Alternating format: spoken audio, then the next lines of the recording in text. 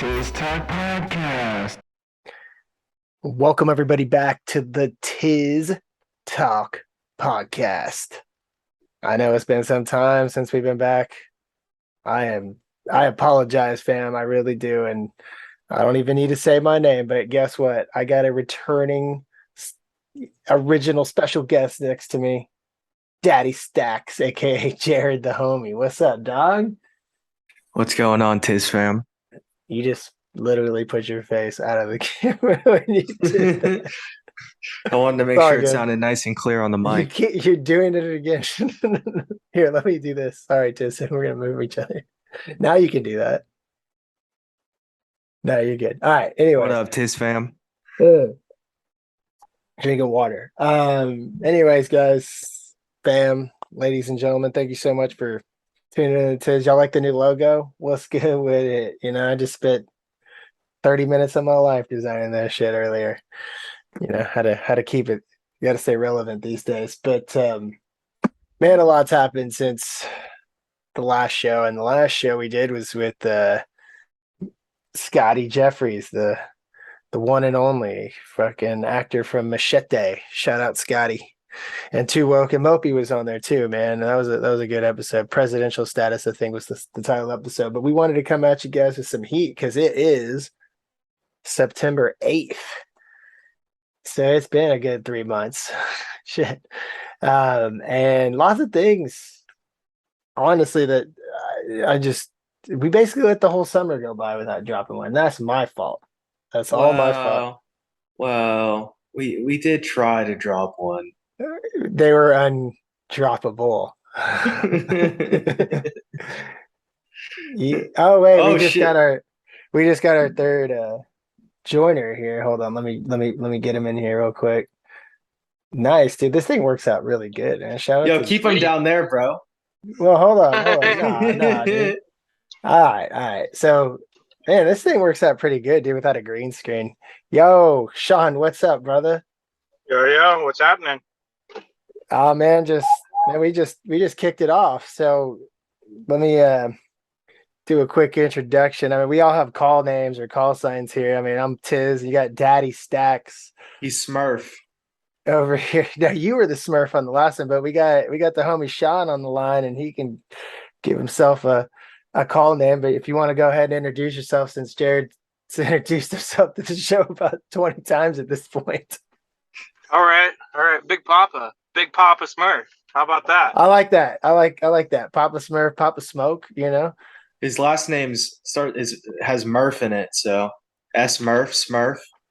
Okay. Well, either way, man, I'm glad. Yeah, I was talking to Daddystaxx over here earlier. I was like, man, I'm overdue for a show, man. I'm letting the listeners just hang by a thread at this point. It's been, I don't know, 3 months, and he was like, oh, dude, let's get the homie Sean on the line, dude.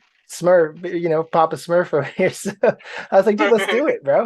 Let's do it, because honestly, I got a lot of things I'd like to cover and go over, but you know, Daddystaxx is telling me a little bit about, I guess, in more detail what you guys kind of got going on, and we can dive into that. But what's up, brother? I mean, how you been? I think it's been at least, I know I met you 5 months, 6 months. Yeah, it might have been more than that, man. It's something like that.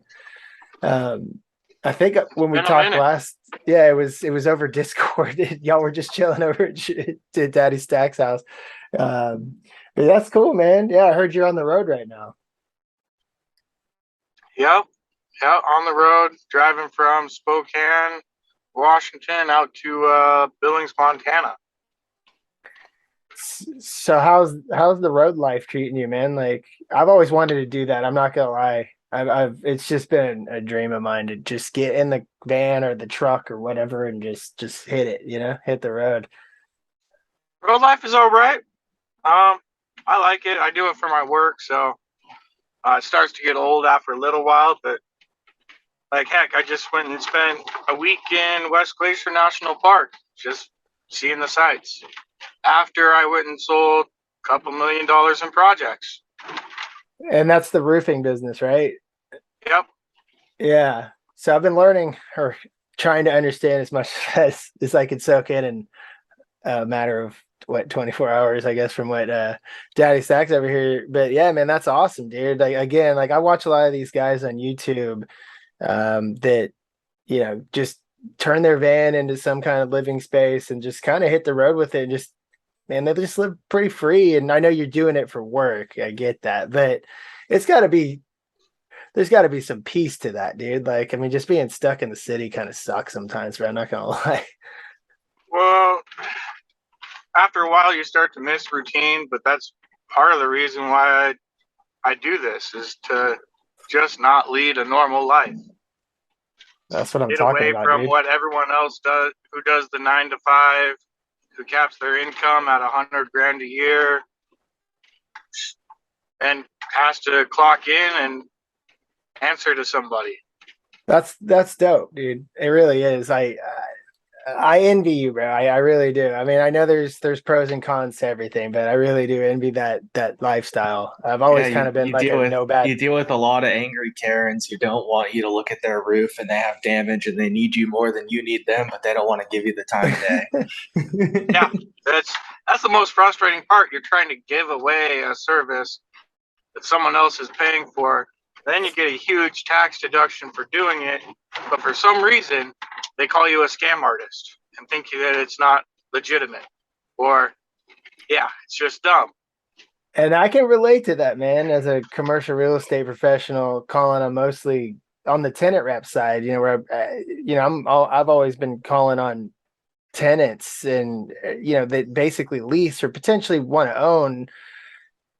In my services, and I make it very clear that there is no cost associated with it. At the end of the day, all I'm trying to do is look out for their best interest, because when it's all said and done, I get paid by the seller or the landlord, and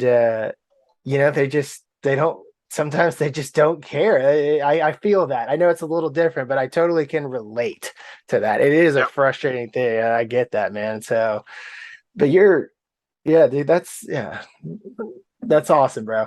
That's cool, man. So how long you been on the road? Well, August 1st is this little stint here. Is when I got on the road for this trip. Took 2.5 months off and just hung out in Florida. So yeah. Nice. That's tight, man. I hope you brought some fishing poles or something with you, bro. I got a set of golf clubs. Hit the driving range every once in a while. That's something I don't drink, so I don't leisurely drink, so fishing isn't really my sport. I can hear that. Down here, at least in Texas, and you go fishing with the big group of people, I mean, you're cracking beers at like 6:30 a.m. sometimes. But like, man, when I go out by myself, though, like I'm usually just not drinking for the most part. But that's cool, man. How's the weather out there, man? I know you've been trying to chase the hailstorms and stuff. Yep. Well, surprisingly, this Montana is stupid hot. It's hotter than Florida. It's been like 95, almost 100 degrees. But weather's been all right. I don't know. That's cool. That's what's up. Are you near the oh my God! Oh, Mount Rushmore. Is that South Dakota? That's South Dakota. Yeah. South Dakota. Okay. Yeah, I've never been I've been up there. I've been to Montana, like where Idaho, Montana, Wyoming kind of meet, like over there in Yellowstone, but it's always been dead of winter, it's fucking freezing cold. But, yeah, we go out there to snowmobile and shit. It's cool. It's cool. That's fun shit. No, it is. It is. Jared, did you ever go with Kimbo Slice? No. I can't remember. Never. No. I go to Colorado a lot though. Yeah, I know you do. Didn't you go this summer? Yeah. That's cool, man. Aspen, baby. Where what does Jim Carrey say? Where the whatever float the fucking Dumb and Dumber, bro. Are you too young for that? You probably don't know.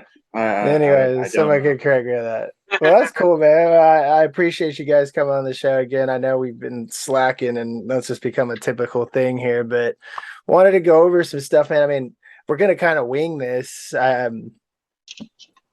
The big thing, I know that today, with everything else that's going on in the world, Queen Elizabeth II did pass away today, man. 96 years old. And not that you pick and choose the time you go, but man, Europe's going through some shit right now. And to top it all off with everything they're going through, she passed today. And I remember I woke up this morning and I saw something saying that like the doctors were there and they were concerned about her health. But you see that kind of stuff all the time. And then I went and did some stuff for work and I come back and I popped on YouTube, opened up my stock charts, and then boom, I heard the guy that I listened to on YouTube. He was just like, Queen Elizabeth died, dude. So today was kind of a pretty historic day. I know they were doing jets flying over Britain earlier, or maybe that was several hours ago. But You know what they're doing over here at Tulane? what's that? They're doing they're having a Boston Twee party. So you drink twisted teas in honor of Queen Elizabeth's death. You see, I thought she was one of those immortal lizard people. Just never was gonna die. Like Me Mark too, bro. Zuckerberg. I never looked a lot into Queen Elizabeth. Interesting character, interesting person she was, but at the same time, it's like you just even as a kid, you kind of grow up, you hear the Queen of England, this and that. You don't really think much about it, but man, it's kind of surreal to be around or aware of when this kind of stuff happens. And I haven't looked into it too much, and I can share screens in a little bit, but do you guys know who's going to be the successor to her? Like who's taking I don't know. I don't know.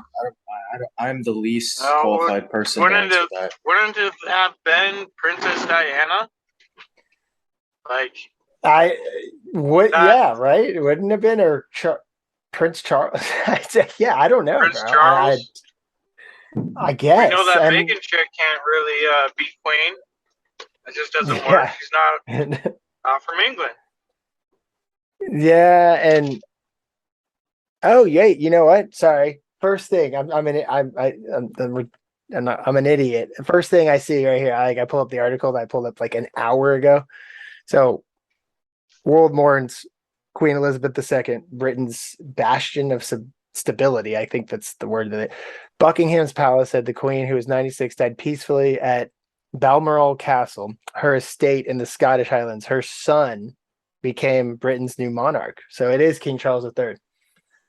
All right. So when was the last time there was a king of England? Well, a long time ago, since she lived to be a dinosaur. Yeah, because she was 96. So she was ruling for over 70 years. Yeah. So he is Britain's first king since 1952, taking the name King Charles III. Wow. So a historical day on that. And we can touch on that a little bit, but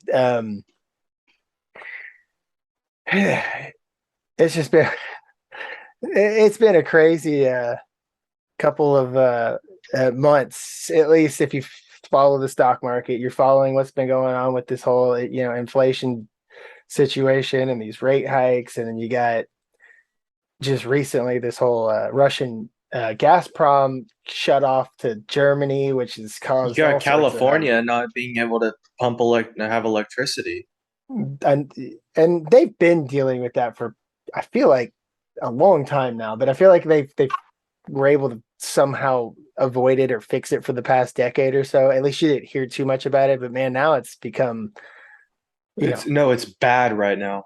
No, I know. I mean, I heard what's his name, Josh, on YouTube saying, hey, at 4:00 my internet might be turned off. I might not be able to do a YouTube stream. I was like, dude, it's like that, huh? I mean, and it is. I mean, it's kind of like what happened here during that freeze, or here in Houston, at least, back when the ERCOT thing. I mean, that was a fucking nightmare, dude. And Sean, I don't know if you were here for that, the snowpocalypse or snowvid, or you were here. Yep. Okay, so that I was doing mitigation work, selling projects for pipe bursts. See, that was a wild time because I lived in a condo at that moment, and all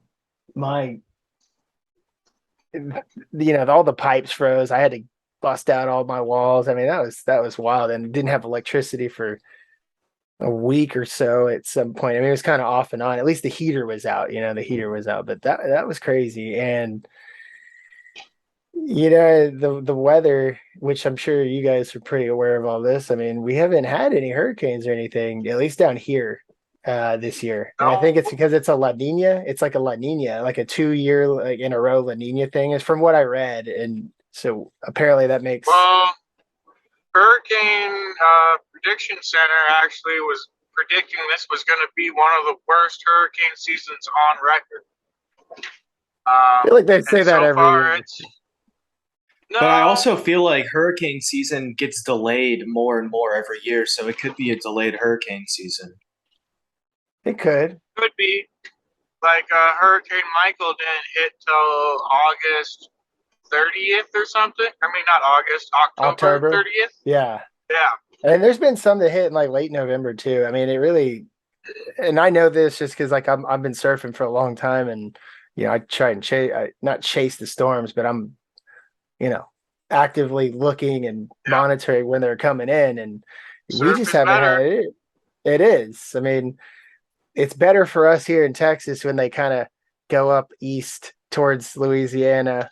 You get the clean side of the storm. The wind, the offshores is when they go into like south Texas, east west, South Texas. You get that nasty side of the storm, but we just really haven't had any of it this year, and which inevitably has made the surf just absolute shit this year. But it's kind of weird, and I've seen there's been years where, bro, like I've seen hurricanes or storms form out in the Atlantic and go up near kind of Europe, like late or even early in May. So it's, dude, I don't know what's gonna happen. This is some crazy shit going on in the world. These storms, bro. Like, but what are you gonna do? I mean, I've heard about cloud seeding and all this shit, but I don't know enough about all that stuff. I really don't. Jared, do you know anything about that? Where they, cloud seeding, where they fabricate clouds and put them in the sky. Yeah, I mean, they do it in droughts and stuff like that. I don't know enough about it. I've watched some stuff on YouTube sort of about it though, where they've they go over. They've been talking to like farmers and stuff like out in West Texas, so like even California, I guess. Where these people are like, yeah, fuck it, dude, do it. Like we're starved. We ain't making no money down here, and supposedly they can get up in the sky and somehow train these clouds to produce precipitation. I don't know. And they release clouds from the ground and they let them up into the air. They're man-made clouds. Well, whatever the process is, and they rise, and then when they get up there, they dump on whatever's beneath it. If that's what it is, I don't know enough about it, but it's all just interesting, dude. And I just watch a lot of YouTube, so I can basically just go off of anything I see on there. But at the end of the day, I have no idea, dude. It's out of my realm. Did Papa Smurf freeze over here? Yeah, dude, he probably has bad reception. It's all good. He can always hop back if he wants. He's just his screen's just frozen. He's driving. Oh no! All right. Well, he knows how to get back. We can keep going. But anyways, Daddystaxx, what's up, man? You've been playing. I know we've all been playing the market quite a bit this summer. And I know we were talking about some Q puts today. Yep. You took this? I know it ran. Yeah, I did. It's all good. It's all good. Hey, man, if it gaps down tomorrow, that'd be great. They were cheap. I think this little run we've had the past day and then like 2 days is over. I think it's done. All the hype that was making it run is kind of over, and I think it's gonna come back down. Well, look back what happened in fucking July and most of August. Like the S&P 500. I'm gonna just relate to the SPY here real quick. TIZZ gang. If y'all don't follow, you can look up the stock ticker SPY. But yeah, when you popped off, we kind of just merged over. Me and Jared were just kind of talking about the market real quick. Do you play the market at all? I don't. I gotta make more money before I feel comfortable gambling. Hey man, more power to you, bro. Like, don't be a DJ like me and Jared over here because I've lost plenty of money doing it. And it's like gambling, bro. I can't help myself. I enjoy it though. Like I really do like enjoy doing technical analysis, charting and all that. But at the same time, sometimes I just can't help myself, bro. I'll just jump into these option plays and whether I win or lose, like I'm just gonna keep doing it, bro. Like you just It's you gotta stay in calculated it. gambling is what it is. Calculated It is. gambling. And that's kind of But what it's still gambling. no, You'll lose it it all. is. Yeah, I've lost plenty, a lot. Yeah, but I look at it as a learning experience. At least that's what I tell myself. Yeah. But yeah, because I don't know if you follow it at all, but like it's funny. I was driving around today. I was listening to Ross Boland podcast actually. When that ended, he didn't have any more episodes. I'm up to speed with all his shit, right? So I just was like, oh, I just put on an old TIZZ Talk episode, and I put on the Omicron episode of TIZZ Gang. It's the one we did back in, I think it was in November of last year, and we called it Living in the Omniverse because we were kind of we were talking shit about metaverse, and Omicron thing had just come out, but we were talking about, or Jared, you asked a good question. You were asking me and Tuok, you specifically, and I had to send this to both of you guys today. I was like, holy shit, like, because you were like, what do you guys think, or what are your predictions on the market for the next 6 to 12 months? And I immediately was just like, I think it's going to be bearish as shit. Like, I don't see it going up anymore. I mean, we've hit all-time highs. And When was that? it was like around Thanksgiving, early December. November, December. It was late December. Yeah, late November. Late November. And I pulled up the charts and we were going over the 200-day moving average, how it was kind of starting to bend a little bit. And you were like, no, I don't know. I was like, I don't know, man. I don't know. And sure enough, bro, like, look where we're at now. A month later, it was your month later. I know. Yeah. I mean, and you were crazy. You pulled all your money out of your long-term holdings, and that was the peak. That literally was the peak. I know, and I'm not one to say I called the top. I just didn't like what I was seeing. When you start seeing like those indexes start selling like that on these random, like the Omicron thing happened and everything sold off. But that was one out of 5 times that I've seen it. I was just like, I don't like this, and I kept seeing everything hit all-time highs. I was like, you know what, like, take profits. I just didn't like it. So I basically liquidated everything that I had in long term, which wasn't like a significant amount of money, but it was, it was a decent amount. And most people who've been in the market for a long time, no, you don't do that. You stay in it. You stay in it and you just scale in on these dips or whatever. But at the end of the day, I'm like, well, whatever, I'm out. And so I've just been playing these options, these short-term options now, without the long-term puts and calls, because you can bet if it's going up or down.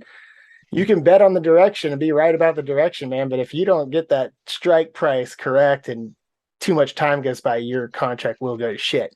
But at the end of the day, yeah, I mean, it was just crazy because we were talking about this and I was like, holy shit. I mean, we literally, I mean, even Tuok was saying, he's like, when everybody's piled in and it's just up, the manipulated market, these market makers, institutions, hedge funds, whatever, they're going to start fucking selling that shit off. I mean, eventually, if you look back, and I could pull a chart up in a little bit and go back and show you what we're talking about here.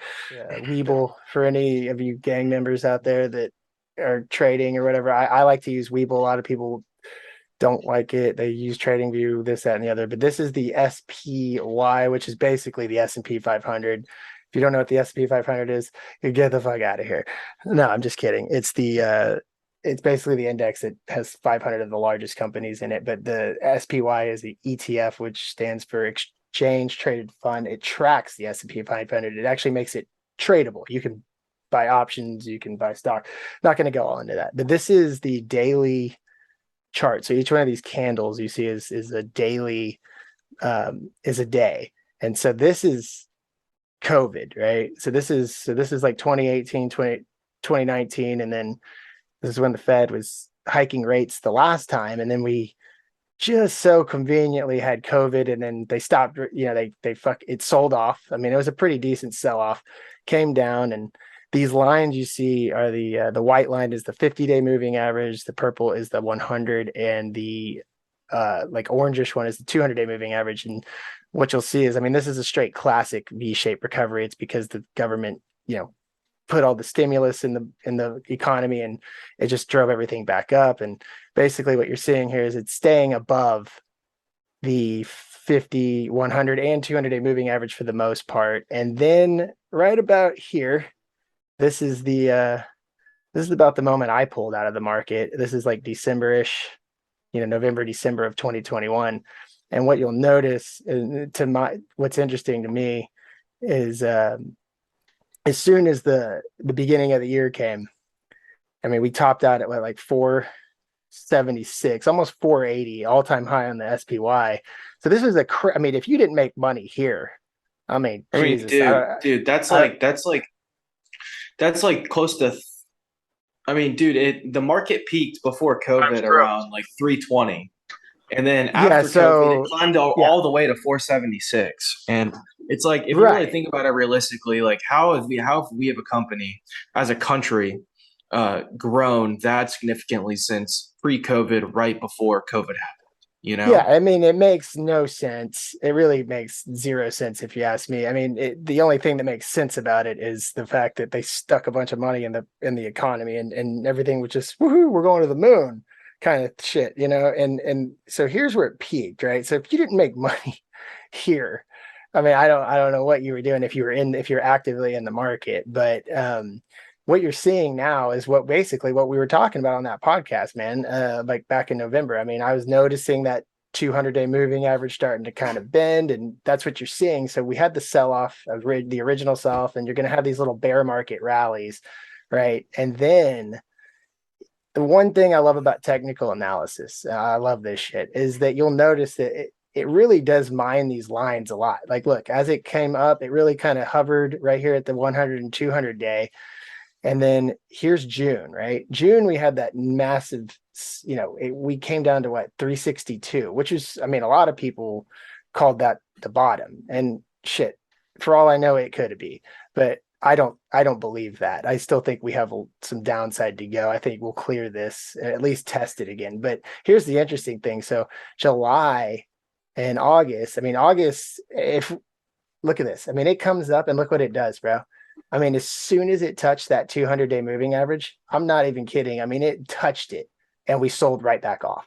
So to me, this is just, it's manipulated as shit. I mean, people get very bullish. It comes to a technical level, the market makers, they're going to sell it right back off, and as soon as people get super bearish, they're going to run it up again. They're just going to keep doing this until a lot of these price to earning ratio equities. I mean, for instance, like I'm just going to use Shopify as an example here real quick. I mean, look at some of these tech companies, man. I mean, look at all this. I mean, this is crazy. I mean, you're talking, and they all had stock splits recently, but originally, I mean, this company was trading at fucking over 1,000. I mean, Shopify, but look at this sell-off. I mean, look at Facebook. I mean, these are just the things when you start seeing this shit and you start seeing these layoffs start happening. I mean, that's when, and even Walmart too, which has been trading on the market forever. I mean, look at Facebook. I mean, look at that, bro. That's a huge sell-off. So that's a massive sell-off. I mean, Facebook's lost over 50% of its value. It's one of the largest companies. It is, but honestly, it was bound to happen when everything is just trading at these all-time highs like that. And so it's finally, these things are coming back down to these reasonable levels of, and at least in my opinion, a lot of it. The only one that's really being stubborn is Apple. I mean, look at Apple. I mean, here it topped out right here, and then as everything else is getting crushed, like it almost came back to its all-time high, even right here, like what 3 weeks ago. So Apple's the only one. I think Microsoft maybe, but Apple's a beast of a company. I mean, they're worth $2.48 trillion in market cap, bro. So it's crazy to see. But I just, I think this was bound to happen. It really reminds me of, I mean, here's the NASDAQ. I mean, look, I mean, this is a huge sell-off. It makes COVID look like a little bitch at this point. It really does. The interesting thing, and I know I've done this in the past, but if you go back in time, oops, that's why it was looking so weird. That looks more aggressive now. I was wondering why it looks so weird, bro. So that's what this is the NASDAQ since January 1st. I mean, here's COVID. So yeah, I mean, we're taking it's taking a hit. But if you go back in time, look at this. So here's just comparatively, like here's a dot-com bubble right here. So yep, this is the dot-com bubble. So I mean, this is more aggressive. I think the S&P 500 might make it a little bit more sense. So let me just show you this, but it's very comparative to that. This is a weekly chart, so this might make it more. Did we lose him? I think we did. Okay. Well, here, real quick, I'll just show it. So this is the dot-com bubble. This is 2008. And then look at this run up we've had since 2009. I mean, if that doesn't put things into perspective, I don't know what does. I mean, here's on the monthly, each candle's a month. That should put things into perspective for you people. So if you're wondering why your stock market, your stock portfolio is looking not as good as it was last year, there's your answer. So at this point, you might as well hold the fuck on. But I just thought it was interesting. And I was literally driving. I stopped at a gas station. I sent Daddystaxx. I sent I was like, bro, y'all got to like fucking jump on this and listen to this for a second. We called it. I mean, we were literally talking about it. It's funny because that was 9 months ago. And it's interesting to go back and hear some of the shit we were talking. Because we were talking about these EVs like Rivian and Lucid and all the shit that was going on back then. It was just, it doesn't seem like that long ago, dude. And it's just crazy to see where things are now, and then you got, I mean, who would have thought this whole Russia-Ukraine thing? It's wild. And I don't want to talk too much about all this market stuff. I just thought it was interesting. And there's a reason why I keep these episodes and so even the ones that we don't put out, I really think it's interesting to go back and listen to some of the shit we were talking about back then. It kind of blew my mind, but yeah, I mean, the market is the market. And I'll say this, and Two Oaks harped on this.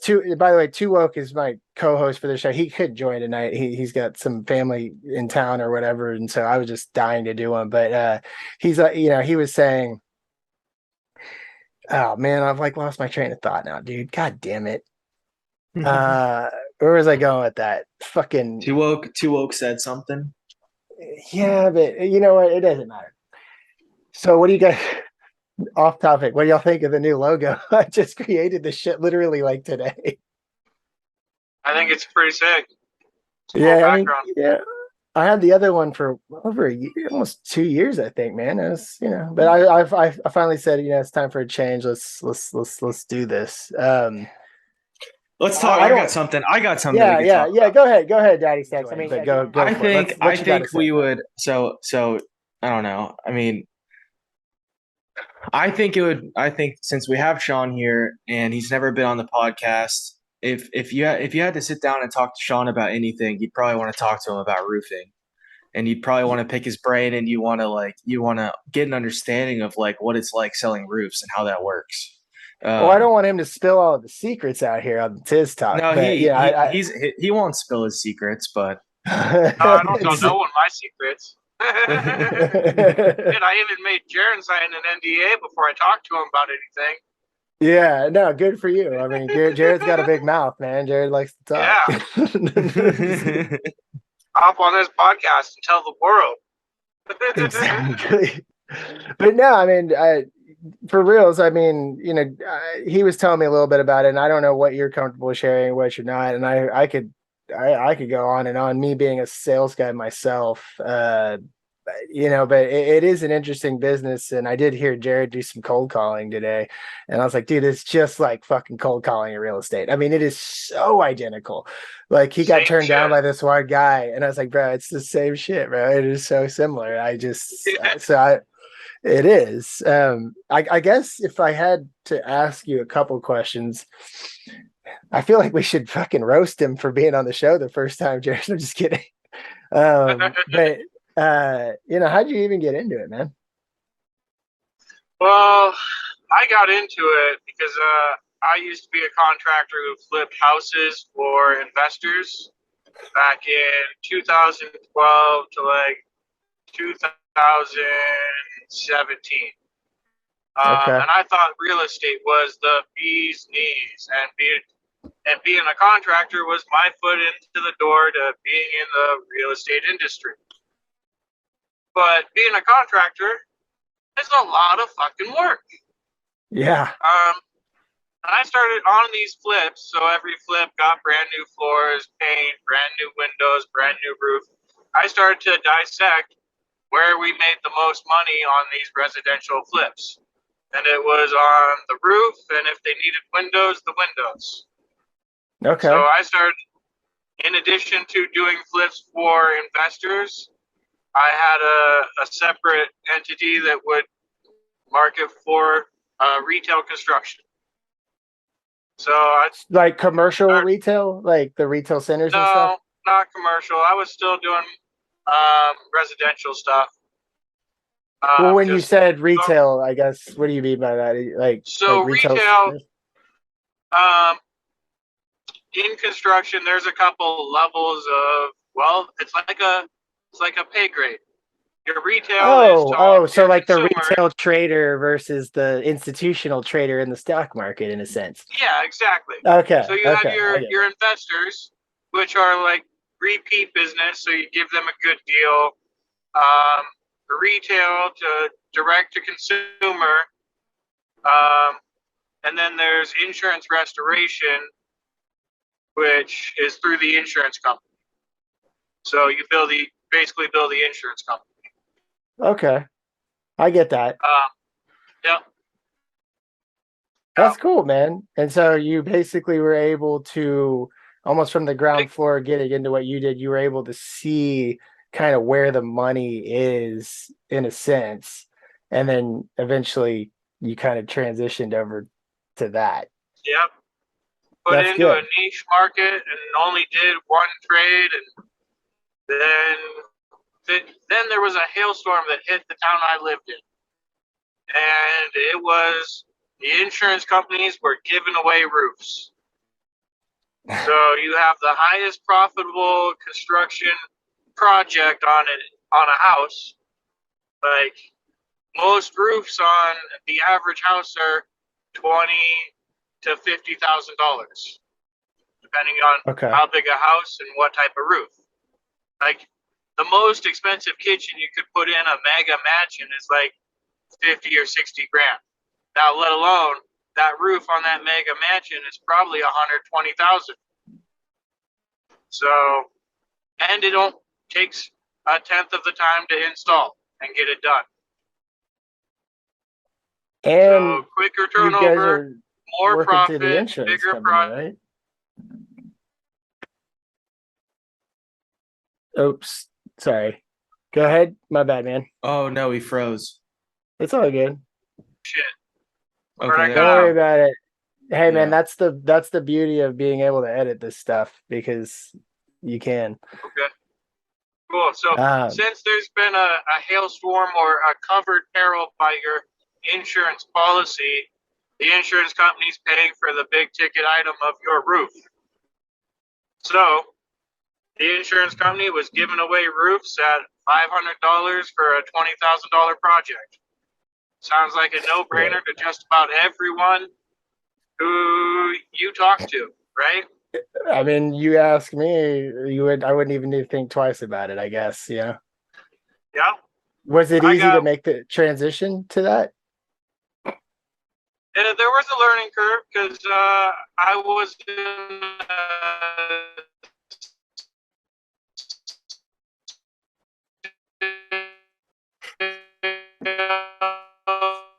Is that our cue to stop and making a beat over here, bro? That's our cue. So I think we had some technical difficulties with the homie Papa Smurf, aka Sean. He's just on the road out there in the middle of nowhere, so he'll be back and join us. But that was so far a very interesting thing to learn about the roofing industry. And again, hey, so So let him continue what he was saying. Yeah, he was saying some interesting stuff. No, I know. I don't know exactly. You cut out at some point. I don't know where where we lost it at all, but we can just jump right back into it. You were telling us how I think you merged over to it. Oh I yeah, think. yeah. So after being a retail contractor, just your normal guy who comes out and bids a project and offers some services, there was this hailstorm that hit. I was in Minneapolis at the time, and I've been there, Minneapolis, yeah, cool city. yeah, and it hit like a good 25% of all of Minneapolis. And when was this? How long ago was this? 2017. Okay. Yep. So insurance companies were paying for roofs left and right.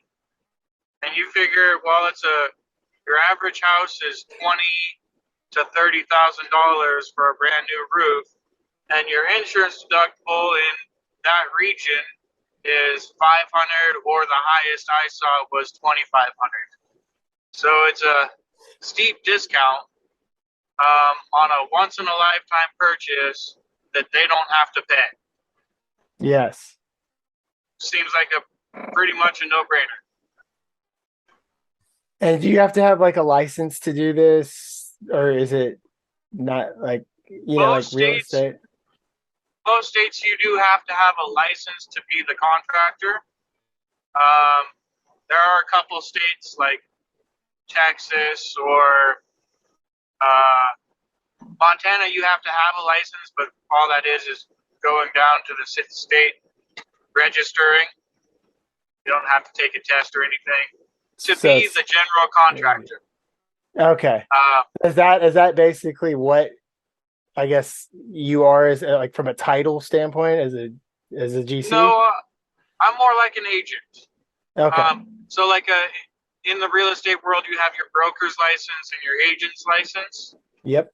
I'm a sales representative, so I'm a sales agent, and I have to represent a company that has a general contractor's license. Okay, that makes sense. I get that. Yep. Yeah, so you don't have to do the whole continuing education bullshit that you got to do for your fucking agent's license, which is easy as shit. It's really not that much. It's just a pain in the ass. It is a pain in the fucking ass. It is. I mean, shit, dude. I fucking, as easy as it is, I still procrastinate and dread it every time. But well, that's cool, man. And so you've been doing this for what, like, at least sounds like almost 5 years now? 5 years. Cool, man. Yep. It's interesting, Jared's Daddystaxx over here has struck my attention, even though he's told me about this in the past. I think I was just so preoccupied with other things. I was talking to Taylor about transitioning from real estate sales to roofing sales. Well, okay. You figure the commissions are the same. They're close to the same commission size. But I'm not going to bash on the whole real estate and me being in commercial. There is plenty of opportunity. I mean, the only downside, in my opinion, and with my experience, at least on the commercial side, it's almost like a quality game. The quantity game is there, but like it just takes so fucking long sometimes to just get paid. I mean, so you're not making anything, and so like it does get frustrating. I'm the patient person, at least these days I am, but man, I can tell you this, it just, after a while, especially if you have these gaps, I mean, it really does just like, and I'm not saying that doesn't take place in that industry either. It's kind of just how hungry you are, but hey, Sean, I have two questions. The first is, tell them about how long it takes from the time you ink a contract or even do a first inspection somewhere to the time you get paid on a roof, and then tell them about how much success you can have if you treat roofing like a 9 to 5. So typically it is a 6 month to a 1 year sales cycle. Meaning from the point that you get the contract, it typically takes either 6 months to a year to get paid in full. Now, there are some releases throughout the process, and every once in a while there's... It's all good. We knew this was going to happen. So you said that his service is pretty good. I mean, it just cuts in that. You still there, Papa Smurf? You hear us? He's hanging on for life right now. Yeah, I know. He's got the lifeline on there, bro. It's all good. Well, he'll pop back, and he'll pop back over here. He said he might have to call it because I think it's getting pretty annoying for him to keep having to. And I don't blame him. I mean, this is also a conversation. Honestly, we can have just. Hey. There he is. I hear something. He's back. He's there back. We go. Gang. He's back, gang. He's back. It's always when you're about to say some really juicy shit that it cuts out. That's how it works. I know, it's like we get to the punchline and it's just like yeah, but I think sorry to all the viewers out there. Yeah. So you were saying you were talking about the sales cycle, and you said it takes about 6 months, but there are releases, and then sometimes you cut out. Yeah, that's so right. Sometimes, like one of my coworkers signed a deal in Arizona. It's an HOA. They've already released $6 million, and it's not even week 8. So it's a huge HOA, and it's probably going to end up being a $10 million project. But they've already paid for most of it. Really? Yep. So it's not unheard of, but that's the one-off of it actually being a quick sales cycle. But usually it's 6 months to a year.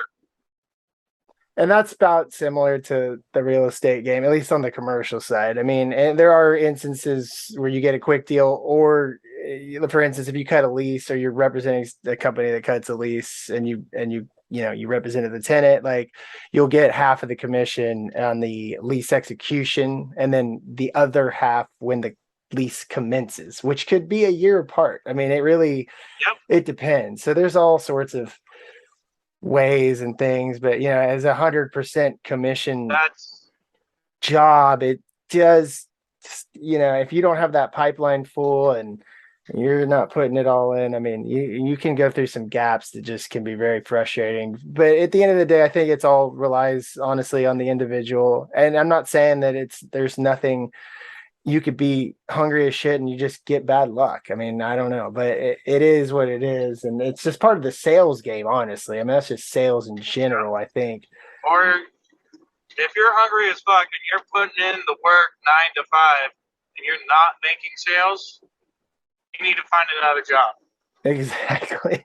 And I've mentored, young guys and how to tell them this, and they didn't last, some of them stuck it out and they're still kind of hanging in there, but a lot of them quit. Not necessarily find another job, possibly work on your trade, study the art of sales, the art of communicating and asking for the signature, because anyone can be a salesman. Not everyone can be a closer. Yeah. Some Wolf of Wall Street shit, dude. Yeah, you gotta close that shit. What's that ABC always be closing? What's that movie? Yep. There's a book to that. Oh, I know what movie that is. Glenn Gary something, you know what I'm talking about. It's an old movie, I think. Yeah. I forgot the name of it off the top of my head, but actually let me look Sell me the coffees for closers. Yes, or ABC, always be closer. Yeah, Glenn Ross. That was the name of it. When was that made? That's an oldie. 92. Not that old. I just remember seeing it and thinking it was that old. But yeah, that was It's older than Jared. Jared, when were you born? 2000. Oh yeah, dude. Fuck. Make me feel old. 86. How's that make you feel? Wait, Papa Smurf, man. How old are you again? Are you about my age? 33. I'm 89. Oh shit. Okay, so I'm the old motherfucker in there. God damn. 86, baby. 86.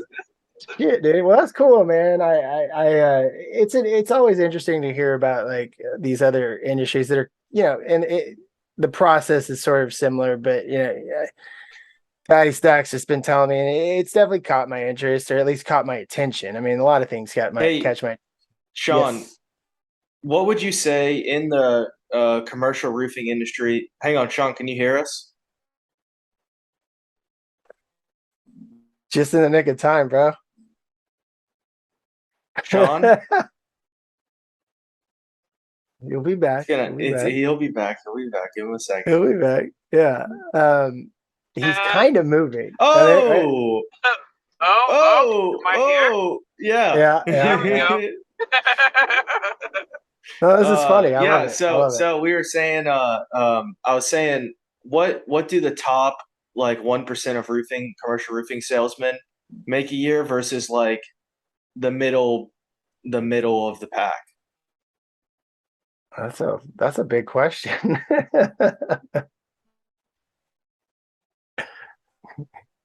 I hope he got that. If he didn't, we can ask him again. It's kind of trippy. Well, I was just looking at the back of his seat. It was like kind of like translucent, it's like, but he was staying still, so it's kind of cool. Oh. Right. Yeah, there we go. There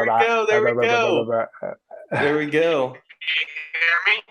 Yeah, we can hear it. Sounds like an old 1992 dial-up as you're trying to get on America Online. Like, yeah, I'm here. No, we hear you. We hear you. We hear you now. Not hear me. Dang it. No, we can hear you. We can hear you. We can hear you. No, you're good. You're good now. You're back. You're back. All right. So there was this woman, happens to work for a different company. She closed $34 million in sales. That's pretty much the top of the bracket there. And you figure is your 10 to 15% commission. 10 to 15%? Holy shit. So that's some big bucks, dude. Holy shit. Yep. There's one guy with our company who closed $22 million last year at 10. He's in a better pay structure. He gets about 15 to 20%. Now, how do you kind of, I guess, either negotiate or kind of put yourself in these different pay structures? Because I know how that works in the real estate world. So most of it comes from experience, and the more experience you have, you can negotiate for a better profit split. What's the lower? Is 10% the lower end? 10% is the lower end. There's some companies out there that'll issue 8, but it all. I mean that's still a lot. It is. It still is a lot. We get 3 to 4%, and as the value of the deal gets significantly higher, that percentage does get chopped down to. But like don't you also split it with your company, right? Yeah, so you take in, let's just say you get 4%, the company's going to take, depending on your structure, you're going to get either half of that or your 60 to 70% or whatever, and then that's without taxes. So yeah, I mean, it ends up getting chopped up a lot. Like it is annoying. It's a fun business, right. But man, like, I'd give it up any day to take 10%, and then however that's split up or whatever. I mean, it's still more than 4. Well, 10% of profit. Well, not 10% of profit. Sorry. No, 10% of gross. Of gross, right. Of gross, yeah. Yeah. Yeah, but it all depends on how profitable the project is. But most roofing projects are profitable in the range of 40% of gross. Okay. So that's 40 to 50% of gross. So you got $1 million project, and we get it installed for $500,000. I typically make 150 on it. It's a nice takeaway, bro. I'm not gonna lie. Yeah. And that's like one building sometimes can be $500,000. Oh, on a commercial project, I mean, I feel like that you can hit that mark easy. I mean, if you get the right deal. In the past 2 months, I've sold $4 million in projects. What am I doing? what am I doing over here, bro? Like, I don't He's know. chilling. He's living the life. He's living the van life. He's traveling around the world. He takes 2-month breaks at a time, and in the past couple months, he's closed 4 million. I mean, that's the dream. And I would imagine Now, your spending habits can't be too much when you're out on the road like that. I mean, what are you going to spend it? I mean, I guess you can buy a bunch of toys and shit. But cocaine and hookers. cocaine. I was going to say the strip club might come into play a little bit here, but you know, what that dude. Hell yeah, man. More props to you, brother. I think it's awesome to always, first of all, hear these kind of stories. And it's also, whenever you can see some kind of opportunity, I mean, dude, like that's awesome that you kind of started from the way you told the story, from kind of getting your foot into going into real estate and then kind of saying, well, fuck that. Like, this is where the money's at. So that's awesome. I was breaking my back at 100 hours a week, flipping, doing at least 3 to 4 flips a month for investors, and then trying to save up money and buy my own shit. Hey, TIZZ gang, I'm gonna tell you, this guy is literally just driving around the country right now doing a podcast, and he's fucking slinging roofs. It's fucking dope, dude. I mean, honestly, my dream would be to have this podcast be my income, but it's just fuck. I mean, I was definitely behind the curve on that. At the same time, I was also ahead of the curve because I did start this in 2019 before the COVID lockdown. Because once 2020 hit or the lockdown started, everybody's got a fucking podcast now. Everybody's got a podcast. So I was able to build some listenership and get some loyal fans at the same, before all that. It's still not, it's nothing, right? It's peanuts. It's nothing. I don't make any money off this. I do this because I love it, I got a piece of advice for you, though. What's that? Get rich or famous, and then your podcast will blow up. That, or I need to get some really famous people on this show all the time. But, oh, awesome. I just, I don't know. This is sort of like a therapy to me in a sense. Like I just like talking into a fucking microphone. Hey, tell him who you had on the last episode. See if he knows who that is. So I got a buddy. So he's been an actor for quite some time, but he does a lot of other things. And we had him on the show back in June, I believe. And so his name's Scotty Jeffries. So you probably don't know who he is, but he was in that movie Machete. Did you ever see Machete? Oh, yeah. I know the movie.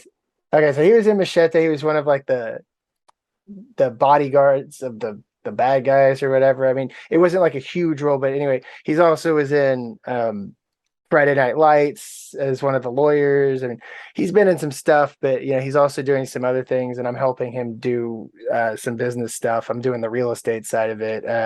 But me and him just kind of hit it off, and I showed him my show a while, probably 2 years ago, and he was just like, "Man, this is awesome. You got to keep it up." Just kind of pushing me to keep doing it. I was like, "Dude, you need to get on the fucking show." So we got him on. That was the last one we did, or the last posted episode we did, because the last one me and Daddystaxx did is just not postable because I think I had just one too many IPAs that evening.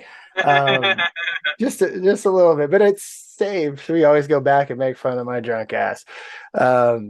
Just don't drink in podcasts, I guess, is the rule of the story there, which I've drinking almost on every single fucking podcast.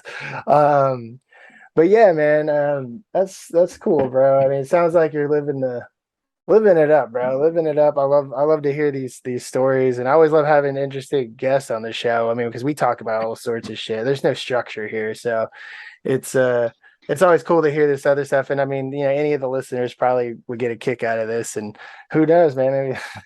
Maybe they'll be your new competition. That's what I wanted to ask you. What's the competition like? It's cutthroat as fuck. Okay, that makes sense. I mean, it's just like any other. Yeah. You know how many real estate agents there are? There's just as many, if not many.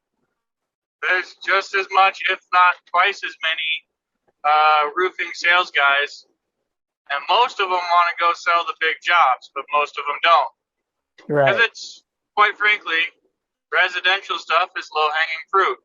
Yeah. And no one wants to wait the long term it takes to get paid in full, so they'd rather go stack up a bunch of little ones. The similarities are crazy as far as being an agent in real estate, whether it's, I guess, commercial or residential. Because I was on Discord and I was Daddystaxx. He was like, "Hey, check this out. I'm going to make a cold call. Listen." And like I listened to him, and the guy's like, "No, we're good. We already had a guy, we already had multiple groups come out and look at the roof or whatever." And the guy just kind of shut him down a little bit. And I was like, I'm sitting there listening. I'm like, dude, this is so identical to cold calling real estate. I was like, because you're selling a service that's free to them and they still don't give a shit. Or they just don't care. They've already got the competition. The problem is that guy wholeheartedly, unless he's had the roof replaced, definitely has damage, because there's not been one property that the whole team of Restore Masters people who have been over there have not seen damage at. There was a tornado, a hailstorm last year, and there was a hailstorm a month ago. Yeah, but he was saying that he had already had like 3 groups come by and look. Yeah, but the thing is they don't know what they're looking for, and they don't know what they're doing. The roof is still on there. So. Yeah, they don't know any better. They're like, "Oh, we already had 3 guys." And Daddystaxx kept trying to sell it, and the guy's like, he's like, "I appreciate the call," and then and he's like, "But he's like, I got other things I got to do." Like, well, and he kind of exercised basically till it was just exhausted, and the guy just went having it. And I've been there, and I get it. I mean, I didn't really have any pointers to give him, because at the end of the day, the guy was like, over it. I tried. You can circle back on that one. I kept asking the same question different ways. I did it like 4 times. But that's what you have to do. I mean, you have to. My rule of thumb is ask for the close 5 times. There you go. You gotta ask for the close 5 times, otherwise you didn't actually try. Yeah, and something I've learned in being in sales. What do you have to lose? Nothing. You have nothing to lose. It's not going to hurt. And what are they going to say? No, again and again. I mean, it's not going to hurt you. You just move on to the next one and circle back if you want to. But one thing I've learned over the time I've been in sales, at least for real estate, is like I've always tried to find these unique situations that maybe they are not aware of. When you kind of bring that to their attention, they're like, "Oh shit, I never thought of it that way," or whatever. Quick question.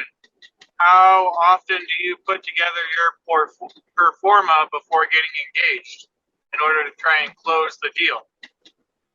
What do you mean by that exactly? He doesn't represent buyers and sellers, though, so he doesn't use pro formas. He represents tenants on leases. Well, I represent, for the most part, tenants or buyers, yeah. So in your role, there has to be some sort of legwork that has to happen either before or after you get a contract to sort of prove your worth, right? Oh, okay. I follow you. How often do you put together your work product and then bring it to the client before getting the sale? Oh, every time. It's almost something that you just have to do. I mean, like we offer, to put together once we get them on the phone and kind of figure out what their pain points are, like what, hey, is the space working out for you?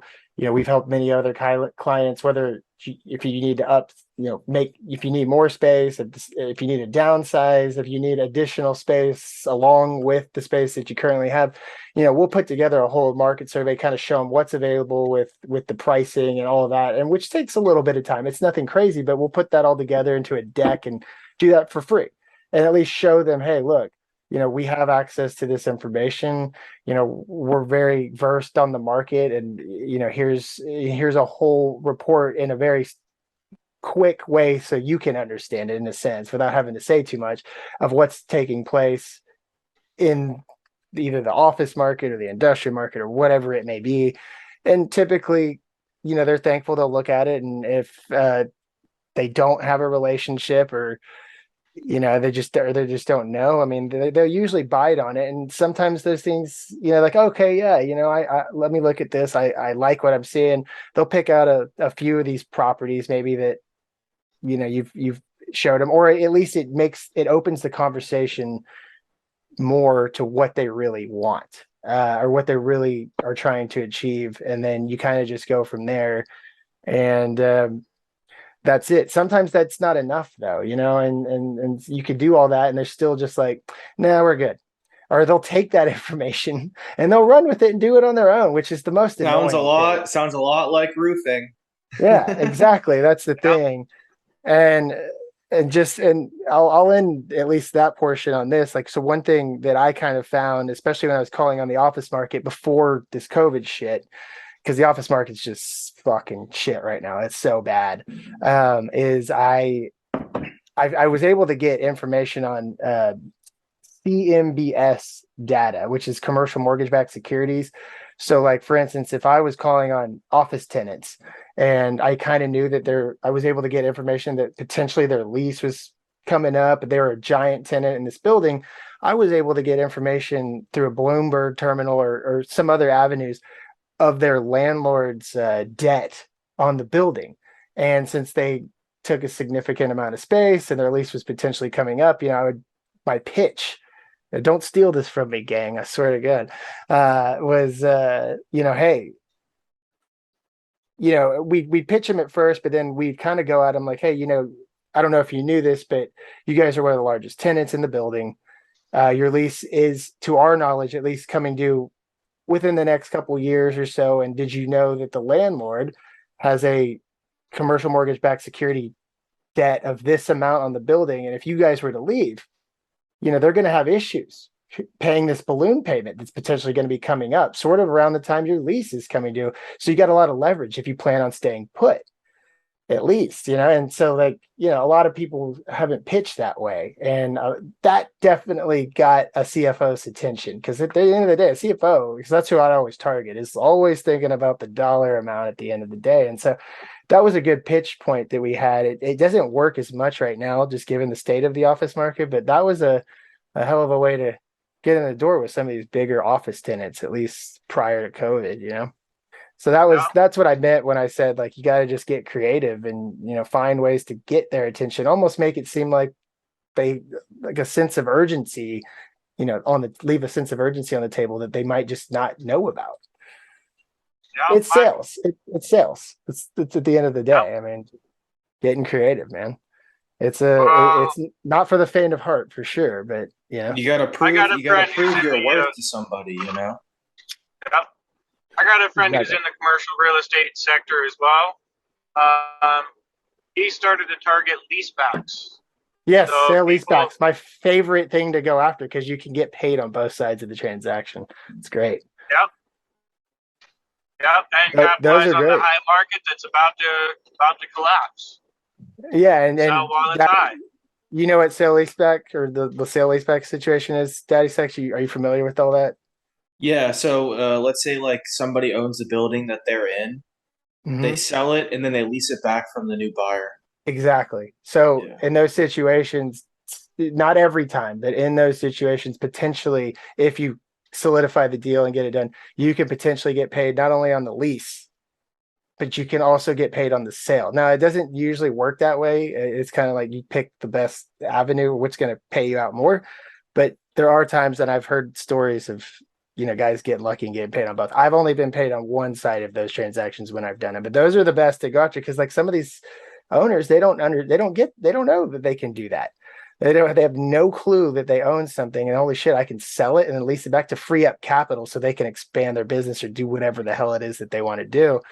And another thing is even if you're calling on a tenant and they lease a shitload of space, it's like, hey, look, you can restructure your lease today. I don't care if your lease expires in 4 years from now. You can restructure it now, add some term on the back end. And as a broker, you will get paid for the additional time of lease term that they tack on the back end. If they're taking a shitload of space, I mean, that's money in your pocket. And a lot of these owners or tenants sometimes are not aware. And so it's, as a salesperson, good to educate them. And I mean, dude, it's like an NFL player renegotiating their contract, Yeah. I mean, I guess you could apply this to a lot of different things, but I'm just so used to the real estate aspect of it. But yeah, well, this is cool, man. This is dope. It's dope, as they say, But anyways, well, what's that? The reason I asked how often do you front load all your work product, is because if that deal that Jared was calling is juicy enough, heck, I'd go check it out for free. See if the other roofers that showed up are actually just dumb, and then go pitch it. Exactly. Exactly. And sure enough, what happened today? Yep. What happened today? Jared got a lead on a project that's north of $4 million. Oh yeah. You were telling me about this, or you mentioned it to me. And well, it has damage from last year, but they didn't ever file the claim. They didn't file a claim, and they had hired some siding guy out there to go make repairs and some local contractor to patch the roof, where the insurance company would pay for a full replacement on all of it. How long of a period of time can go by, if a storm came through and damage was done and they never filed a claim, like, will the insurance company accept this? Each state has a different statute of limitations. Okay. And then the insurance policy can dictate that. And depending on which state you're in, the state legislation will trump the policy, or the policy will trump the state. But okay. On average, it's 2 years for commercial, no matter where you're at. It's 2 years. Mississippi, it's 3 years. And Missouri, it's 5. So you can basically call on some of these properties or these owners, and even if a storm didn't come by, I mean, you could just go back and look at history and just see, hey, just see if they didn't file the claim. I mean, shit, there's a lot of opportunity. Yeah. That's hey man, that's sick, dude. I love to hear this shit, man. I mean, take advantage of it, bro. That's awesome. To me, it's just shocking that you still go through these insurance companies, but y'all can still make those types of commissions. It's pretty cool that's even it's achievable for the amount of commission you guys are talking about. I mean, that's a lot.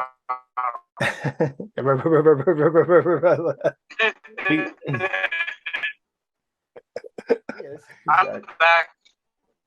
Yeah, I'm back. I can hear you guys. Jared's blinking.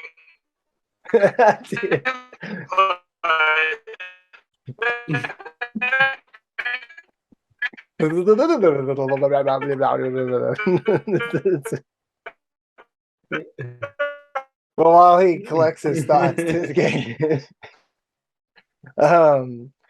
So there's some other things, obviously, Daddystaxx, I want to kind of just run through at some point. We can when we restart, but it's just too funny to hear on this while he still hears this. Hold up, here there he goes. Yeah, buddy. All right, Sean, we're about to blow your mind with the next segment. Yeah. Well, I don't even know what to call this, but have you ever been on? I know Daddystaxx has, and have you been on Twitch, bro? Have you seen some of the shit that is just out there on Twitch? Some of these. Only time I've ever been on Twitch was last time I was talking to you. Wait. I dated a girl who streamed her video games on Twitch. Okay, so I'm new to this Twitch shit. I'm talking like a week, not even. So I got on it because one of the guys I follow on YouTube for stock stuff, he started putting his shit on Twitch. So I said, fuck it, I'll follow him on there. So when I get on Twitch, some of the first stuff I start seeing, bro, it's these. First of all, there are these girls that play video games, and there's a lot of guys play video games. There's all sorts of stuff, but I'm I start to see a lot of the same things, and it's these girls, 20s, good looking, I guess, and they're literally they're in their room. They have these crazy lights, and we'll share a screen, guys, to show you. But it's wild. They literally are just in their little room, the little studio, whatever they want to call it, with mini hot tubs in their room, and they're in bikinis. and they're just legit standing in front of a camera talking to their audience on Twitch for hours and hours and hours and hours. They're licking that ear mic. So I was gonna get to that part. I was gonna get there because I didn't see all that right away. But so basically, I'm sitting there just kind of scrolling through Twitch, and I'm just like, I'm almost blown away and in disgust because, and I had to share this to Daddystaxx and some of the other guys on our Discord channel. I'm like, bro, have y'all seen some of this shit that is just on Twitch? Like, this is what's out there. Like, so here's what I'm gonna do. I'm gonna share the screen to show. If you aren't aware, this will make you aware of what the fuck is going on Twitch right now. So hold on a second. Here we go. Let me do this because it is live. It's basically the new version Twitch of the is live. PG-13 cam girls is what it is. Basically. Yep. Basically, yeah. I mean, here, look. So check this out, bro. Like, so I'm like, I'm going through. I'm just like, well, what is this, right? And for instance, and I'll just go ahead and this person's got over 1,000 people currently watching. Look at this. So hold on. This is what they do, bro. No, go to the other one, the redhead, because she's licking the ear thing. Well, I'm about to get there. Hold on. So, anyways, I just. Look, but the funny thing is look, so I get out of this. No, the jellyfish are not real. No, the jellyfish are not real. There's no so hold on. cruelty here. The jellyfish are not real. Hold on. I repeat, they're not real. So let me go here. 7.5 million. Okay, so this is the girl I saw on a Vice video. This is what they do. I mean, this is what they fucking do. For the host. Yeah. So and a lot of them, like if you subscribe, they'll like write your name, your screen name, like on their skin. I mean, look at this shit, bro. Like it's almost disgusting to think about. Like how many people? There's 7,000 people currently watching this video live. What timing though? Fucking ridiculous. Timing. But at the same time, it's kind of hard to turn away. I mean, right? I mean, that's why I kind of clicked it. But like, look at this, dude. It's like. So this particular girl is the one that was on the Vice video, and she makes $2 million a month. A month, bro. What the fuck? 48 million to do this. To do this. So, TIZZ gang. All I can do is laugh. This is what the world has come to right now. This is what she is literally calling.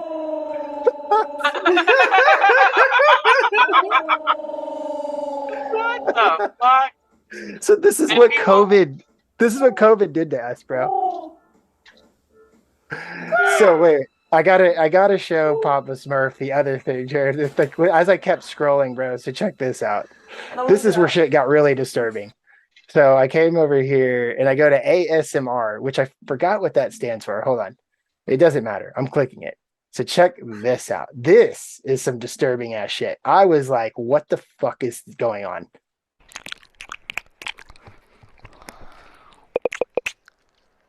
Do you hear this? These are ear look-alike microphones that when they lick the right ear, it comes out of your right speaker. When they lick so these girls, I've seen these girls plenty of times on Twitch, like as I'm scrolling through. This is all they do. They sit here and they lick. That is so fucking weird. It's so weird, bro. Like, what the fuck is going on? How did you even come up with this idea to know that people would actually subscribe to this shit? And then, on top of that, they get tips in addition to the subscription. The only conclusion I've come to is that this is what COVID has done to us. to a lot of America. Or I guess it's really like Australia, America, like like Europe. It's really just a lot of white people. Bro, I'm sorry, but like this is just insane. And so like I just was like, bro, we have to go through this and just at least show the people like what the fuck is going on out here, because this is insane. I mean, this is these girls literally. I kid you not. And I've been watching Twitch for like a week now, just kind of like aimlessly kind of looking at some of this dumb shit. This is all they do. They don't talk. It's like, bro, How many come on. subscribers do they have? Good question. Total subscribers. These girls have, well, there's 222 watching. That's not a lot. Let's see. They have. How do you find that out? I don't know. Sometimes they'll show their sub count. Sometimes they won't. Well, either way, I mean, it's probably like over 1 million. You know. Okay, I've had enough of that. Yeah. So that sound just gets disturbing every now and then. It's disgusting. So, anyways, I couldn't help. I was like, bro, like I had to show it to Daddystaxx. I showed it to some other people. I was like, bro, but look at this, right? Like it's just that's where we're at, man. Like that's where we're at right now, guys. You know, I thought there was some dumb shit on YouTube, but people pay for this. People fucking pay. I mean, these girls make so much money. I mean, it's like, I mean, shit. I guess more props to them in a sense, but dear God, bro, like I could never do it. I couldn't do it. Like I could never pay that. And not only that, like I don't even know. I guess I could say I could do it. I guess. I don't know, man. Like if you're gonna make that much money. If you were making some money, you could probably do it. Money's the root of all evil. It'll make you do all sorts of shit, won't it? I mean, Jesus, dude. It's insane. It's insane. I don't know, man. Again, we didn't really have a lot of structure for the show. That was one of the things I want to talk about. So guys, if you get on Twitch, just be careful on what you click on, I guess, because it'll swarm your feed with it once you click it, you know. So don't make the mistake I made, because I straight up I was even telling Daddystaxx this like yesterday. I said, bro, I just want to put a camper on the back of my truck, because I watch guys on YouTube that do this stuff, and just build a bed in it and just fucking go. Just go, dude, and just you know. I mean. Yeah. These days, I mean, you can make money trading off your phone if you want to. You can lose money, but you know, you can do a lot of things by living out of your fucking car. And you really just have to pay insurance and just pay maintenance on your car to just keep going. You can just go fucking live out in the wilderness and shit. I guess you got to get some kind of reception. You know, I don't know if you're going to be doing stuff like that, but it's always been something on my mind that I've wanted to do. And another. Yeah, I think you should sell some roofs, man. I think you should go sell some roofs with Sean. I'm telling you, bro, you guys caught my attention on. I'm definitely thinking about it more than ever now. What are you drinking over there, bro? Some white wine. Some Yellowtail. Some $2 Chuck. $2 Chuck. Something else I meant to talk about this kind of when we were at the beginning of the show when we were talking about the whole Europe thing is I think I touched on it for a second, but this whole, you know, Russia-Ukraine thing, we're all used to that at this point, but the whole Gazprom, you know, gas pipeline that Russia has now basically cut off. And again, I don't like to get political, but I just think this is kind of like historical. That's why I was saying, like, it's kind of crazy that the Queen of England, you know, she passed during this. The whole Gazprom thing. I mean, you know, we Europe and the United States put sanctions on Russia and all this. Well, now Russia's kind of got the upper hand in a sense on their gas pipeline, which basically they've cut off the mainstream to Germany, and now they're talking about doing these energy price caps on it, which this is unheard of, man. Like we haven't seen anything like this at all, I think, since the Second World War, which none of us were alive for, and even a lot of our parents weren't. So it's like these are interesting times, man. And if this does escalate, and I'm not a fear monger by any means, but this could easily escalate into something, and I just don't know, man. What are your thoughts on this shit, dude? I called it as soon as they shut down the pipeline. Like, well, Russia supplies most of Europe's oil and crude energy, and they're actually a hostile force. We've never had an alliance with them. They're not part of NATO. If we shut down our pipeline, they have the option to go hostile. And they did, because they can, and they want to. They want Ukraine back. I know. And here's the crazy thing is you would have thought that the European Union or any of these other would have thought ahead and been like, okay, well, if we do this, then they can do this. I don't know. And also, I mean, Russia and Ukraine, even when Ukraine was a part of the Soviet Union or Russia, they've been fighting for hundreds, if not thousands of years. I mean, this is nothing new to them. And it's just like, it's getting a lot of attention because of social media. And I'm not saying it's right. I mean, Putin is a fucking madman, if you ask me. I think he's a smart guy, but he's also like, he's on some Hitler shit, dude. I mean, he's definitely like on some Hitler shit. And I've talked about this with Daddystaxx, but I like to get, because a lot of this news is kind of fresh, and I just curious. I mean, the market didn't react well to it at all when this shit came out. I mean, but the market's always the first to fucking react anyway. I mean, it always is. As soon as news drops, it's like boom, it's gonna sell off or run up, whatever. So dude, I don't know. I'm gonna just keep watching this shit, but it's wild. I mean, Daddystaxx, I mean, what are your thoughts on it? Are you guys talking about this in school at all? I mean, do they bring this up? No, dude, not at all. Really? Yeah, not really, no. I mean, I don't know. I guess it could be sort of a sensitive sort of subject. I don't know. And then you got the whole thing with Trump and the Mar-a-Lago fucking papers. It just seems like it's just one thing after. Yeah, let's touch on that real quick because I haven't actually done any research on that.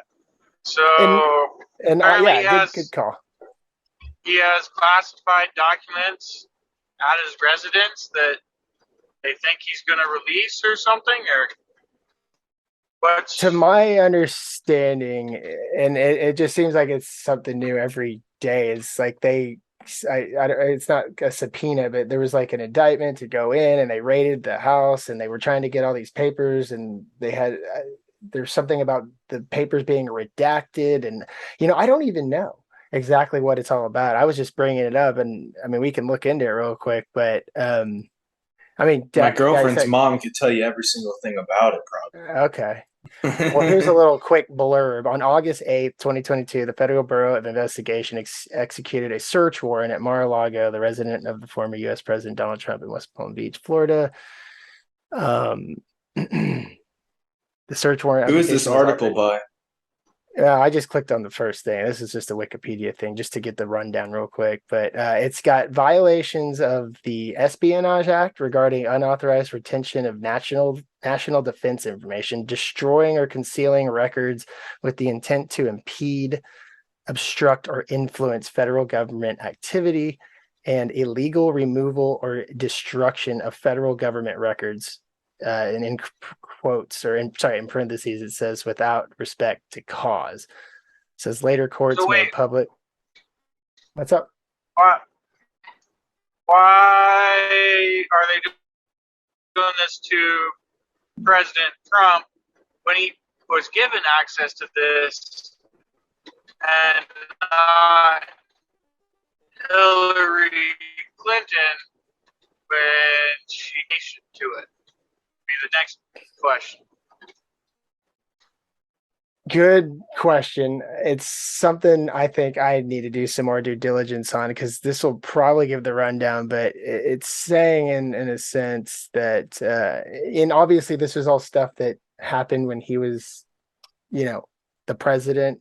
Let's see, in 2021 the NARA, which I'm not really sure what that stands for, to recover material, or try to recover material, and Trump went through the material in his possession at the end of the year. Surveillance footage subpoenaed by the Justice Department in June 2022 showed boxes were removed. And you know what? We're going to go down the rabbit hole here. I guess I haven't done enough due diligence on it, because this is a really, really, really long article. I mean, or whatever you want to call this. So maybe we'll have to check back in and get the full details, because I don't have any kind of fact checking going on here. But to my understanding, it's basically there was some fucking crazy illegal shit that was going on, supposedly, that they're accusing Trump of doing while he was president.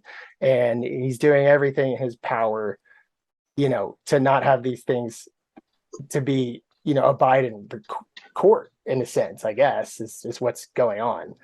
I mean, because if you listen to the news, they're going to tell you all sorts of bullshit.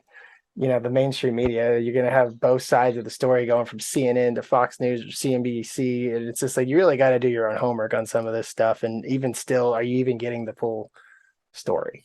I don't know. I just don't trust the mainstream media at all. Like, it's all a big fucking hoax, in my opinion. But, who knows, man? I mean, they've definitely picked on Trump quite a bit over the past 5 fucking years or 6. I mean, who knows, man? I mean, he kind of brings on himself a little bit just with his demeanor, but I mean, I am not pro-Trump or not, I'm not anti-Trump by any means. I'm not very political at all. I just think that this is just, it's crazy. They just won't let it go. It's like they find something else every time. Like this, they just leave the man alone. God damn it. Like, Jesus. He's not the president anymore. Let him go back to doing his thing. But he is. He's running again. I saw him do his campaign the other day. He was I think he was somewhere up kind of near where you're at. I think he was like in Indiana or something like that. So he was going out there doing his thing, So you hadn't seen him much on TV as of late until kind of recently. So he's out there doing it. So he's running. I think, didn't Biden say he's running again too? Yeah, Biden's running again. He is on the campaign trail right now. I mean, is he even going to be alive at that point? Dude, he's so fucking old, dude. Like, what the fuck? And realistically, did you guys see his speech the other day? Like, with the red lights and shit? Some Hitler shit, bro. What was that? Did y'all not see it? Oh, dude, I'll pull up a picture. Dude, it went viral. I watched it live for a second, and I didn't put it all together at the red lights. Dude, I'll just pull up a picture, okay? Like, look at this shit, bro. And just, it was like, bro, like, what are you doing, dog? Like, really? So check this out. Hold up. Where's the photo? Okay, here it is. Can I make it big? Oh, perfect. Here we go. Check this out, guys. Here we go. Screen share. Boom. And he was just like, he was just bashing on basically Trump and just any right wing. He was just bad mouthing. He was saying that if you're a MAGA person, then you're a terrorist. Essentially, is what he was saying. I mean, but this is some straight 19 fucking 30s, 40s, like Hitler looking shit. It was like, what's up with the red lights? Yeah, it is, bro. I mean, it's wild, and I don't know what he was thinking as far as the visual aspect of it, but it's I don't just know like, either. And this got hit on social media immediately. Like, I remember getting on like Instagram, which I don't even get on that often, and I remember getting on it, just like seeing all these like fucking memes or whatever comparisons. It's just like some Hitler shit, dog. Like, dude, I don't know, man. I don't know, bro. It's crazy. So in the speech, he really was. I mean, Jared, he was basically just bashing on MAGA and all that shit, wasn't he? Yeah, that's all he was doing. Yeah, I mean, it wasn't even a State of the Union. It was just like, I'm a decrepit old man, and basically, if you defy me, you're a terrorist. Bro, it blows my mind. Like, I didn't really think much of it at first, but dude, it really. I think. How old do you have to be president? Isn't it 40? I think it's like 40 or 45, maybe. I think there should also be a ceiling on how old you can be, and I think 70 is the number. You cannot be over 69 years old and be a president. Well, Trump wouldn't even be allowed to be president at that point. I mean, Trump's like 75. It's hard to have a political career that'll escalate to that level in that amount of time. That's the reality of it. Well, that's the problem. That's the whole problem with the whole system is, why do we need career politicians, right? Like, I think that's not where we should be sourcing our politicians. I think they should be everyday citizens who are leaders in their lives and that have the potential to lead a country and have what it takes to lead a country, Well, then it comes down to who's going to back that person and get a financial bankroll in order to campaign and gain lobbyists who's going to support your average Joe? Yeah. Unless you're just born rich or are a celebrity, it's going to be pretty difficult to have that much money and also that much influence. Yeah, because remember Mike Bloomberg? Remember when Mike Bloomberg ran? Wasn't he running in 2020? Or wait. Yeah, he was running against Biden. That's right. Yeah. And he spent so much money on that campaign that did not pay off. I mean, I think they all spend a lot of money. I mean, look how many times fucking what's his name? Mr. Burns, Bernie Sanders, fucking Mr. Burns. He's fucking run God knows how many times, man. I mean, that shit ain't cheap. I mean, and Hillary, I mean, dude, it's wild. I feel like you see a lot of Bernie Sanders is a career presidential candidate, bro. He is. No, he is. I mean, that's what I'm saying. It's like him and fucking Hillary. I mean, and they seem to run a lot. He would be nobody if he hadn't ran as many times as he's run. I mean, now everybody knows what he's like, He's kind of a figure in that world. He's been senator, right? Yeah, he's been a senator for a long time. Of what, Vermont? I don't know what state he is. I don't get into all that, but Vermont. But that's a forgotten state of the United States. Nobody ever talks about Vermont. Is it forgotten? I mean, I don't know. I mean, who talks about I don't know, was it West Virginia or even when do you hear about someone talk about Idaho? You get all your potatoes from there, man. If you go to the grocery store, it says Idaho on the potatoes. Shout out to my boy Jess the Success. He's from Idaho. he's probably are you driving through Idaho right now? I drove through Idaho today. The top part, the real skinny part up there, or the real skinny part up there? Yeah. Well, I've been to Idaho. It's like when I've been up in Montana, Wyoming, like Idaho, we're snowmobiling and shit, and you're literally crossing state lines. Like you're 5 minutes. You're 1 minute you're in fucking Wyoming, and then you're going through the trees, and there's a sign that says you're entering Montana, and then you keep going, you get through Idaho, and then you kind of come out. You're right there in that little pocket, but they're all so close together. So I think we're gonna cut it, Pop Smurf, and what we normally do is we just kind of say a quick little peace out kind of thing. Jared's always got some funny shit to say, and then you guys say your thing, I'll say mine, and then that'll be it. And then this thing will be up probably tomorrow. It's like Daddystaxx, what you got? All right, TIZZ fam. Listen up real quick, all right? You got a hot mom, and she's looking for a nice, handsome boy. Tell her to come hit up your boy Daddystaxx, because Daddystaxx will make sure that she's taken care of. And I'm like Allstate, baby, because she's in good hands. All right? Did you just come up with that on the fly? Oh man! Anyways, TIZZ gang. Hopefully we'll. No, I'm just playing around. I love my girlfriend too much. Oh no! But. All right. Well, I'll take up his offer. I need me a sugar mama. All right, man. Well, Papa Smurf, I appreciate you coming on the show. I know we were very unstructured, but good conversation. I learned a lot just from hearing what you had to say, and I always just enjoyed doing this stuff. You got anything to say, the TIZZ gang, before we hop off this evening? I don't know. Let's see. Put you on the spot real quick. You don't have to say anything. Okay, motivational right there, bro. Find a way to get the paper, man. So I'll put the links for. What's up?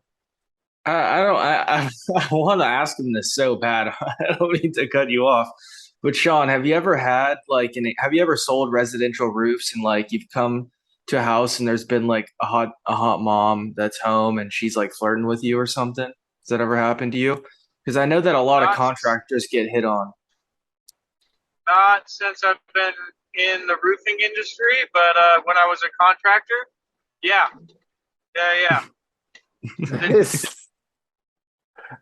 The key to that is wait until you're paid to flirt back. You got to get paid first. That. Yeah, get paid first, then go ahead and you can take the risk there, because you have the money. The money's in the bag at that point. The bag boys. But so Zoom's gonna cut us off here in about 1 minute. So real quick, I'll put the links below for the audio format of this, as well as if you're listening audio, you can check the description to get the YouTube. I got the Bag Boys Discord server. No sponsors for the show anymore right now until if you want to sponsor the show, let me know. And then yeah, I mean, that's basically it. I hope you guys enjoyed the show. We're going to try to make it more consistent. I know I say all this yada, yada, yada, but I'll end it with this like I normally do. I know you guys fucking probably are so sick of it, but shout out to the Stiz with the silent invisible S. So holler at the TIZZ for honor, to getting honor, to staying honor. And if you can't come in her, come on her. That's all I got to say, guys. We'll see you guys next time, guys. I appreciate you being on the show, and until next time, guys, peace out, Cub Scout. See ya Later. Cheers. It's the TIZZ Talk Podcast.